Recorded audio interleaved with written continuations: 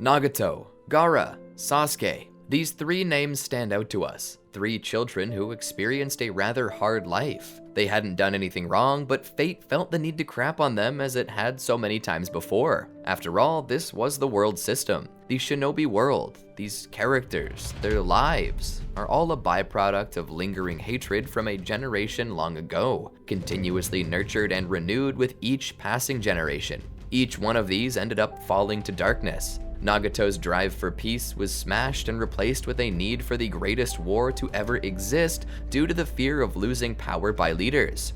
Gaara was born premature and innocent in the arms of a loving mother, being subjected to weaponization by the only parent he would have left until the love he was born to represent suddenly became hatred and monstrosity. Sasuke was born close to his clan, full of love for his brother and with simple dreams to protect people, only for circumstances within the village as well as one loose cannon with too much pull in the council to force Itachi to destroy them all, leaving Sasuke alone, without a clan, full of hatred for his brother and a singular dream born to destroy people and reform his clan.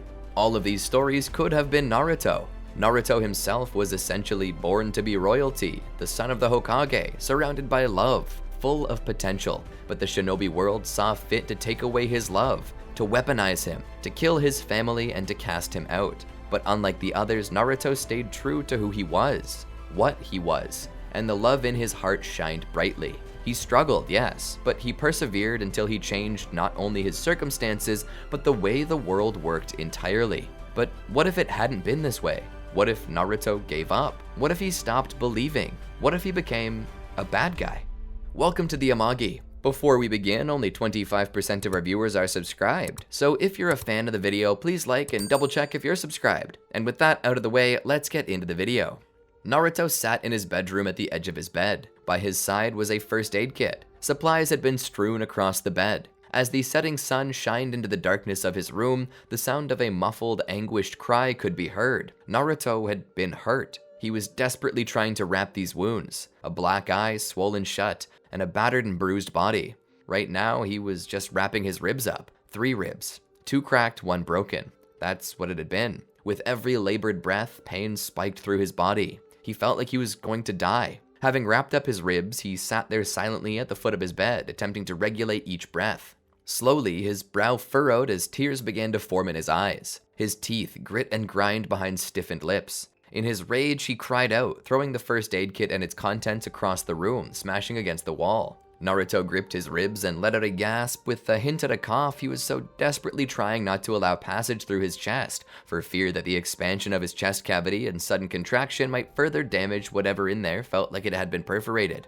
He fell on his back and curled into a ball as the singing pain echoed out from his chest to his extremities. He took quick, calm heaves just to try and keep himself from blacking out. He wanted to grab a blanket, but it wasn't there. And even if it had been, Naruto did not know if he had the strength to grab it, and so he would just lay there, exposed to the cool air, his mind racing, his heart racing, his emotions pumping. It felt like the end of the world. His world. He'd been abused before, this was no surprise. To be kicked out of stores, to be ignored and snapped at, but he had never been physically attacked before, by an adult no less. Pulled into an alleyway, he saw the glow of hatred in his assailant's eyes. Something about revenge, the man said in rage. Something about dying and his son. Something about shinobi, and then the most vile phrase imaginable. The world would have been better off if you died as an infant. Naruto had wondered what hurt worse, those words or the heel of a boot being pushed into his side with the force of a cannonball. What did I do? He screamed out in his head. Is this for my vandalism of the Hokage's monument? My pranks? My jokes? What did I do to deserve this? He had absolutely no clue as to why he deserved any of this. His fists clenched as he sniveled a little. Slowly, consciousness left his body. Whether because he was tired or perhaps because of the pain and emotion, his mind entered rest. The Hokage was sitting at his desk, going over papers and policies, over requisitions and inquiries, doing the mind-numbing work that his job dictated. Hiruzen turned around and looked at the sun setting over the village. He sighed. So many people out there craved his job, his seat. Everyone wanted to be Hokage, but not a single one of them knew what it was that a Hokage did. The Hokage is the strongest ninja in the village, they all said. Perhaps it had been true at some point, but right now Hiruzen felt as if he had very little power. Physically or over the village as a whole. The fall of the Uchiha was something that stuck with him still. It had been years, but there was still a hole in the village. A hole shaped like one of the two founding clans. Hiruzen had not given the order, yet it was completed anyway. The Uchiha had been massacred. Root, the Anbu, all of it was an operation that Hiruzen was neither privy to nor had he ever approved. He rubbed his face as he rested it in his hands. He himself was giving his all, his everything. He had never been a good Hokage. This he believed. Every day he looked back and wished that Tobirama had allowed him to go and play the scapegoat. Hiruzen felt as if Tobirama had chosen wrong. But what other choice did he have? There wasn't anyone else worthy. Hiruzen had no clue what he was doing for the first couple years. He'd gone from a lowly shinobi working alongside the Hokage to sitting at the top of the hill, everyone looking to him for guidance. He was growing tired of it, of this, of everything. He was old and had been ready for retirement the moment Minato stepped into the job, but then it had to happen. As the fourth and his new wife were preparing for the joyous occasion of the birth of their firstborn child, the Ninetales escaped, and the two had perished. Now the child was left alone, and Hiruzen was back in the rut. Widower forced to work for the sake of his village. The same monotonous work he was originally happy to be free of. Honestly, he was only planned to be interim, but he had realized how quiet his home was now without Biwako. Without her by his side, his life had little meaning. He was old, and it felt like if he gave up the position now, he would simply be waiting to die. Maybe this was selfish, but all the same, he didn't want to die, and he didn't want to fade away without meaning or purpose, so he continued to work as Hokage, even if it was annoying. It was then, in the middle of his introspection, that one of the shinobi walked in. "Lord Third." The Hokage turned around to see the shinobi. "Yes?" The shinobi then spoke. "There's been an incident. Earlier this afternoon, a shopkeep assaulted the Ninetales Jinchuriki." Hiruzen was stunned. "Assaulted? Is Naruto alright?" The shinobi shrugged. "He didn't go to the hospital. The shopkeep was detained, and eyewitnesses said that the Jinchuriki limped off back towards his apartment." Hiruzen nodded. He thought deeply on the whole situation. He eventually stood. "I will check up on him personally." The shinobi almost stuttered over himself. "Sir, it could be dangerous. Send the undercover Anbu agent." Hiruzen shook his head. "No, Teuchi is busy. I will go myself. I'm not defenseless." The agent nodded. "Yes, sir. Sorry, sir." Hiruzen would leave the building. He would walk down the streets. People would wave at him, and he would put on a smile and wave back. As he stepped through the streets, he stopped at the scene where Naruto had been attacked. An alleyway outside of a toy shop. It had been the owner of the store who attacked him. The shop, which had originally brought children so much joy, now lay closed, the owner having betrayed his purpose for revenge. Hiruzen shook his head and continued on. As he walked, he began to make his way into the apartment building where Naruto lived. He climbed the stairs until he reached the floor that housed Naruto. He walked to the door and offered a knock. No answer. Hiruzen would lift the corner of the mat and take out the spare key hidden below. He would fit it into the doorknob and twist until he heard the click of an open latch. He would then turn the handle and open the door. He stepped into the home and smelt the smell of failure. Failure to clean properly, to store perishables in the proper receptacles. The smell of congealed milk now turned to moldy cheese. This showed how little experience, or perhaps care, Naruto had in taking care of himself. He stepped through silently and saw nothing. No lights on, bathroom empty, no television or video games. Walking by, he witnessed the Shinobi Station 2 gaming system Naruto had bought. Hiruzen remembered that he added a little extra money for his last birthday to help the boy celebrate. But it was truly sad that Hiruzen noted that the Player 2 port was still empty, the second controller not even out of the box. Hiruzen slowly opened up the door and peeked his head inside. He saw Naruto laying on the top of his bed, curled up. Hiruzen stepped in and noticed everything strewn across the floor, the first aid kit included, a single scratch on the wall from where the box had collided with force and then fallen down on its face. He walked over to Naruto and witnessed the wounds. He'd managed to wrap up his ribs on his own, but the bruises still peeked out from under the wrappings. His eye was swollen shut and his body just seemed to have seen better days. Hiruzen slightly touched his fingers to Naruto's neck, the slight fear in the back of his head that the boy could have perished. But to his relief, there was a heartbeat. Hiruzen saw the position Naruto was sleeping in, the way he was laying, and felt a chill to his skin. Hiruzen would carefully lift Naruto and lay him deeper into his bed before covering him up. He would brush the hair from his face and wipe away the single tear that remained on his cheek. Hiruzen would then go over and begin picking up the first aid kit and its spilled contents before returning the box to the medicine cabinet. Hiruzen would take his time to help Naruto clean his apartment, ensuring that the bathroom, toilet, and showers were cleaned, the sink and the kitchen as well. Being sure to throw out any food that had expired or turned rancid. Once this had been done, the sun was set and the light outside had faded to a calm darkness. The sound of crickets chirping and all manner of nocturnal bird and animals singing their songs as lullaby to the sleeping world. Hiruzen would pull out an envelope of which the sound of paper notes and jingling change could be heard. He laid it down, the envelope itself bearing the characters for allowance on the front. He would return to the bedroom door for a moment and peek inside at Naruto to find him still sleeping soundly, before making his way out of the apartment to return home. The day after, Naruto was back in class. As he walked past Irika's desk, he noted the man staring daggers into him, the same hateful look that the store owner had given him before beating him. Naruto disregarded the hateful teacher as he made his way to his own desk. The students murmured and mostly ignored him, all except one. There was a girl, shy and sweet, the heiress to the most prestigious clan in Konoha. She would see Naruto's eye, and though she was terrified of confrontation, she stood and walked over. Are you okay, Naruto? She asked in a voice so light that a church mouse might have had a hard time hearing it. Naruto turned his head toward her so that he could see her. He had to turn and almost face her head on to see, as his right eye was still swollen to the point that he couldn't see through it. Fine. She looked at him. He wasn't fine. She looked on as he stared through her, eyes full of discontent.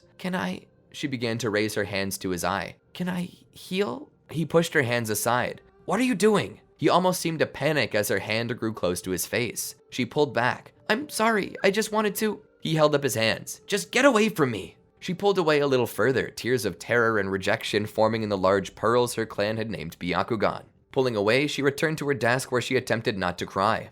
Kiba came and saw her crying.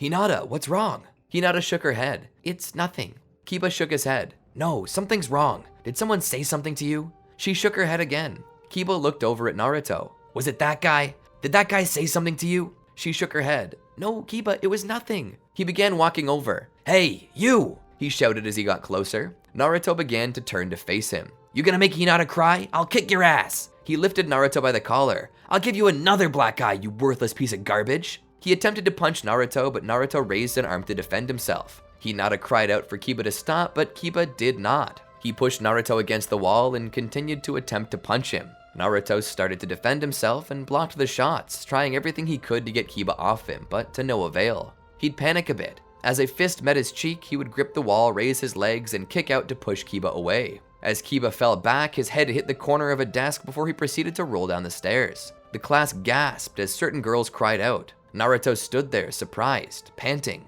He came to the edge of the stairs to see Kiba laying at the bottom, a small pool of blood forming around his head. Murderer! One of the girls cried, pointing at Naruto. You killed him! Naruto shook his head. He was attacking me. I didn't mean to. I just wanted him to stop. Killer! They began to cry out. Killer! Naruto had been detained and was now at the Konoha Police Force station. He was quiet. There wasn't much to say, not much that he could say. Everything he told the officers was somehow turned around on him. After all, he was Naruto. Of course he was a killer. Once a demon, always a demon. You think we're gonna let you get away with this? You're sorely mistaken. Lock him up. They cuffed Naruto and dragged him to a cell and threw him in. They closed the door and locked it behind. Naruto would slowly rise to his knees and then to his feet. He stood there for a moment looking at the bars. In his head, he wondered what would become of him. Would they leave him locked up forever? Would they have him executed? Doesn't feel nice to be locked up like this, does it? A deep voice said. Naruto turned around to look, but there was nobody in the cell with him. Who said that? Naruto asked. I did. Naruto turned around, and as he did, he was suddenly within his own subconscious. Before him was a cage, a large cage with a pair of glowing eyes. They hated you, forced you into a position of hatred, and finally locked you away and forgot about you. A familiar story. Naruto stood there before the cage. What are you? He asked. The face came closer. It was a massive fox. Naruto fell on his rear in terror. Who are you? The beast sneered. I am the Ninetails, the demon fox that attacked the village all those years ago. Naruto stood there. The demon fox? What are you doing here? I'm here because I am you, and you are me. We're one, demon and vessel. You're my host, and have been since your birth. Naruto was startled. What? Are you? You're the reason why people hate me. The fox thought for a moment. Perhaps so. Naruto stood there. You attacked us and hurt the village, and now you're sealed inside of me and the reason why people hate me, he shouted, an accusing finger pointing toward the beast. The people hate you because they fear you.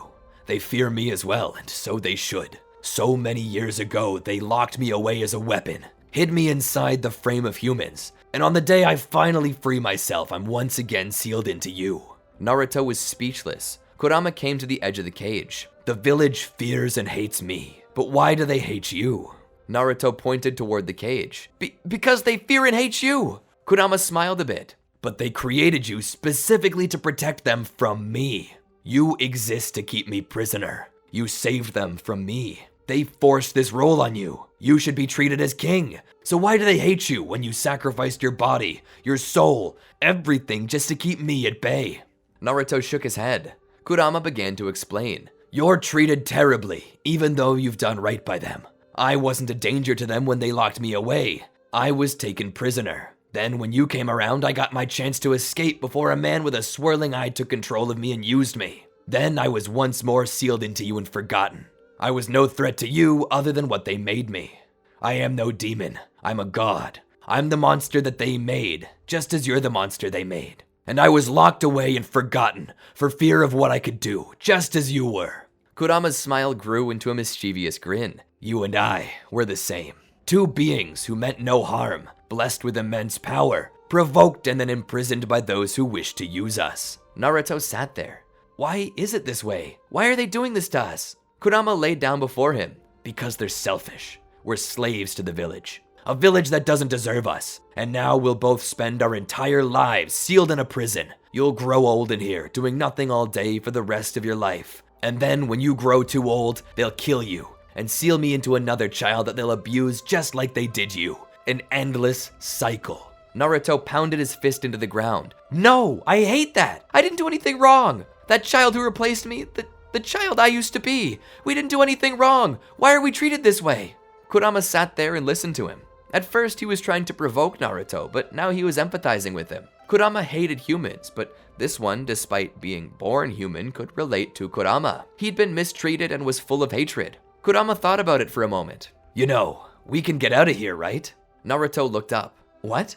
Kurama turned his eye to look directly at Naruto. "We are the most powerful being in the village, perhaps the world. They can only control me because they control you. But if they lose control of you, anything is within our grasp. We could escape this prison, destroy the village that hates us, and then spend the rest of our lives in freedom and security. Nobody to hate us, nobody to fear us. We'll live the way we deserve to live, doing the things we want to do. You will be free, I will be free, and nobody will be able to stop us. We'll destroy this village and everyone in it."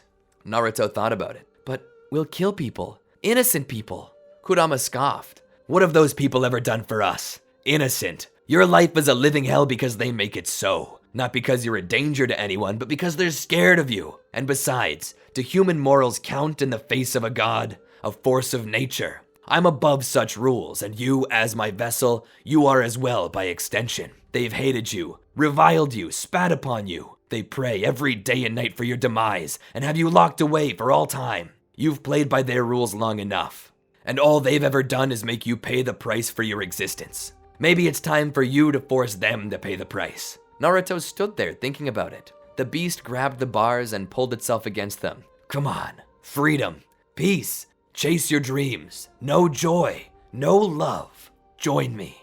The beast's hand extended out from the cage and stopped before Naruto. "Just take my hand." Hiruzen was once more at his desk doing paperwork. Same old, but he was taken by surprise when he saw an arrest report. It said Naruto Uzumaki on it. Naruto had been arrested? He began looking into it and noticed that the report said manslaughter. The report mentioned that Naruto had gotten into a fight with another student earlier that morning and, in a rage, had killed the student in front of the whole class. Hiruzen found this hard to believe. He stood from his desk. He needed to determine the truth of this. He stepped to the door, still fuming that he had not been told. He walked out the door and down the stairs, making his way toward the police headquarters, when suddenly there was an explosion. Hiruzen looked up in horror to see the form of the nine-tailed demon fox appearing from below it, letting out an intense roar. "Naruto!" Hinata was sent home from school along with the rest of the class. It seemed that the death of a student was too traumatic an experience to allow for the continuation of the school day. Hinata felt horrible. It was as if she were the one responsible. She had seen Naruto hurt and felt in her heart that she needed to go and help him, but instead all she succeeded in doing was getting him in trouble with Kiba, which had led to his death. If she hadn't approached Naruto, he wouldn't have lashed out at her. And if he hadn't lashed out at her, she wouldn't have began crying. Without her tears, Kiba wouldn't have been angered, and without Kiba attacking Naruto, nobody would have died. It was all an accident, of course. An accident on Hinata's part, as she couldn't have known what would happen, nor did she try to do anything wrong. She was trying to make him happy. She wanted to help her friend feel better. And as for Naruto, it couldn't really be counted as his fault either. He didn't mean to kill Kiba. Kiba had pushed him into a corner and was relentlessly clobbering him. Naruto had merely defended himself in trying to get Kiba away. He hadn't intentionally caused Kiba to hit his head and break his neck. It was merely Kiba tripping over his own foot that set the whole thing into motion. If anything, the reason Kiba was dead was because of Kiba. He meant well in trying to stand up for her, but he kept pushing Naruto into a corner, even when she told him not to. All the same, Kiba had meant well, but now Naruto was taken to jail. The police force had been informed that a student had been killed and that the one responsible was Naruto. The police came and arrested him without even a second thought. It was as if they expected this or had hoped that one day it would happen. There were loose interviews of students, one of which Hinata pled her case in defense of Naruto, but it almost seemed as if her testimony was completely ignored. They'd chosen to believe that Kiba's death was intentional and had arrested Naruto under the pretense of murder. After that, the school grief counselor had taken some time to address each student on the matter and was trying to help them cope. After that, classes were canceled for the day and each student was sent home. That's where Hinata was now. She was on her way back to the Hyuga clan compound. It seemed like the news had yet to get out. It had been known that the police had made their way to the school and had arrested a student, but it wasn't known who it was or why. Many of the villagers and gossiping nannies would try to stop Hinata and ask her about it, but she refused to say a thing. She didn't want to get Naruto in any more trouble, but she knew that she couldn't stop the story from getting out. He was going to be named a criminal, and the people would hate him more. He would never be able to go anywhere alone again, and that's even if he was let out of the prison at all. Hinata reflected on Naruto's life and wondered why people treated him this way. He wasn't unkind, he was sweet. She remembered how he had even rescued her from bullies once, even though they'd beaten him severely. So why did something like this have to happen to him? She would turn the corner and see the compound in the distance. She was almost home. She continued to think on these things as she walked. Suddenly, behind her, there was the sound of a massive explosion and a roar. She turned back to see the form of the nine-tailed demon fox. Hinata was startled by this. Where did it come from? How did it just show up in the middle of the village? She felt like she needed to run for her life, but as she tried to see it better with her Byakugan, she noticed Naruto was riding upon its head. Naruto! Without a second thought, she began racing toward the village center to confront the beast and save Naruto, without any regard for her own safety. In this moment, what mattered most to her was saving Naruto. Nothing else mattered. As Naruto stood upon the beast's head, Kurama began speaking. The seal placed on us is the 8 trigram seal. The only way for me to escape is if you unlock the seal. Once I escape, I'll safeguard you and protect you from the village. How do I undo the seal? Naruto asked. Kurama pointed toward the Hokage's residence. There, in that building, there is a scroll, the scroll of seals. Within it, the key to the seal has been printed. If you get the scroll, you can undo the seal and we'll both be free. Naruto nodded. Let's go.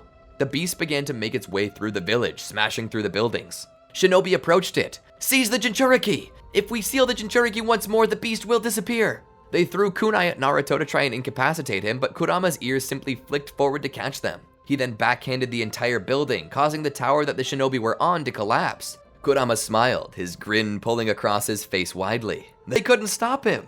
Kurama had been aware for years, and he knew what was going on and what had happened since his imprisonment.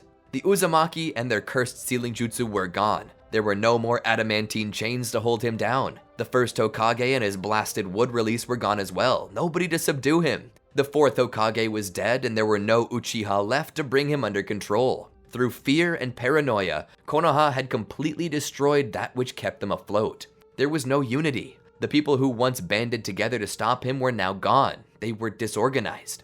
They had no chance to even slow him down, let alone stop him. As Kurama grew closer to the building, he was met with more and more resistance. He would swipe about with his claws and tails. He was a titan, a force of nature. They could not control him any longer. He took a step forward and ripped a hole in the Hokage's residence. He lowered Naruto down. Find the scroll, open the seal. Let me out and I will wipe the village from the earth, and you will finally be free. Naruto rolled off the fox's finger and into the building. There he rose to his feet and began searching for the scroll. All the while, Kurama stood there, defending the building, keeping the shinobi from getting close. Naruto raced through the halls until he entered a room where the scroll was set. He picked it up and began making his way to the exit point of the Hokage's office. Getting there, he rolled the scroll out on the desk and found the sealing formula. Placing his hand to it, the formula imprinted itself upon the palm of his hand and forearm. "Naruto!" a voice cried. He looked up and saw Hinata standing at the door. "Stop this, Naruto!" she cried. He looked around to make sure that no one else was there. He pointed to her. "Stay back! I won't go back! I won't do this again!" She raised her hands. "Naruto, please stop. I know you're innocent. I'll find a way to prove it." He shook his head. "No, I can't. Not after this." She fell to her knees to plead with him. "Please stop, Naruto. I'll find a way to work this out. If you continue like this, they'll kill you." "They'll kill me if I stop too." She shook her head. "No, they won't. I'll make sure of it. Please, I don't want you to die. I know you're a good person. You're not like they say. You're not evil. You're not a demon. You're a kind boy with a heart of gold, pushed into a corner until he couldn't take it anymore. You think no one sees your suffering, but I do. I'm not the only one either." Naruto listened to her. "If you saw my pain, then why didn't you do anything about it? Why did you let them bully me? Why did you let the teachers pick on me? Why didn't you walk home with me and stop the toy shop owner from beating me up?" He cried out to her, tears streaming down his cheeks. "You did nothing. It doesn't matter if you saw it. Everyone sees it. They either cause it or they do nothing." She shook her head. "I couldn't, Naruto." "Why? I wasn't strong enough to tell you." "Why?" "Because I love you," she cried out as she fell on the palms of her hands. Naruto sat there silently. "What?" Hinata hid her face in the bends of her elbows. "I couldn't help you. I was too scared. I loved you from the day we met." She looked up at him crying. "I would have died for you." Naruto couldn't believe this. You... She sat there. "But now you're doing this and I don't know how to fix it. I want to save you, but you have to stop. If you do this, you're going to die." It was then that Hiruzen made his way in. "Naruto!" Naruto took a step back, holding out his hand. "Back away!" he shouted and unzipped his jacket to expose his 8 trigram seal. "I'll do it. I'll really do it." Hiruzen raised his hands. "I know." He knelt down and kept his hands up to prove he was not a threat. "Naruto, listen to reason. We don't have to let this continue." Naruto shook his head. "No, it does have to be this way. I've been kicked, spit on, beat up, ignored, neglected. You can only kick a dog in the corner so many times until it bites back." Hiruzen, maintaining composure, spoke. "Naruto, you know me. We talked. We hung out, right? The money you get from me, the games, the toys, the food. I pay attention. I've been the one taking care of you." Naruto scoffed. "Taking care of me? No one's been taking care of me. I've been taking care of me for as long as I remember. It takes more than money to make a child happy, old man Hiruzen. Taken care of. No, I was alone. Where were you when I needed you? When I was living in squalor? When I was sick? When I was hurt? Who was there? When I was crying? When I was bullied? When I wanted to die? Who was there?" Hiruzen sat there, stunned. "Naruto." The boy shook his head. "You weren't there for me. If you claim responsibility for me, then you can also claim responsibility for that out there, too. The destruction." Hiruzen looked down. "Naruto, I've failed you. I let you suffer and I did nothing to stop it. For that, I'm truly sorry. You're right. When your parents died, I was asked to watch over you, to protect you, to make you a hero, and I failed in that. I've failed at so many things. All 3 Shinobi World Wars, I couldn't prevent them or solve them without loss. I couldn't stop the Uchiha clan from being massacred, and I couldn't stop the Nine Tails from escaping and hurting people, nor could I change your fate. I was tasked with keeping you safe, and I failed. Naruto, I'm a weak old man who can't do anything. I've been trying to keep the boat afloat for so long that I forgot that we should be forging a new path forward. I know you've suffered, but it's not too late. Please, stop this madness. I can help you." Naruto sat there for a moment and thought about it. "No, Mr. Hiruzen, you're wrong. It is too late." Naruto pressed his hand against the seal and twisted. "No!" Hiruzen shouted out. Suddenly, Naruto was coated in a thick layer of bubbling red chakra. That chakra would then completely pull out of him and flow into the Nine Tails. Naruto was stunned. It was all gone. It felt as if someone had just ripped a vital organ from his body. He looked back at the Nine Tails. "Kurama," the beast smiled. "Thank you for freeing me, you naive, stupid little boy. I thought you would free me." "And I have," Kurama said. "You're now free to go to the grave. Your job is done." Kurama would then smash the building, causing it to collapse. The building fell, leaving behind thick dust. There was darkness for a time. Hinata could not see anything. She wondered if she had died. but suddenly there was light. She opened her eyes to see the light blue of the sky as the sun touched the horizon. Hiruzen was there, panting, having defended her for the most part. His body was bloody and bruised, but he was alive. Hinata herself had a trail of blood running from her forehead down to her brow. She looked around. "Where's Naruto?" She stood and looked around. "Byakugan!" She activated her Byakugan to search the rubble for Naruto. He was still underneath.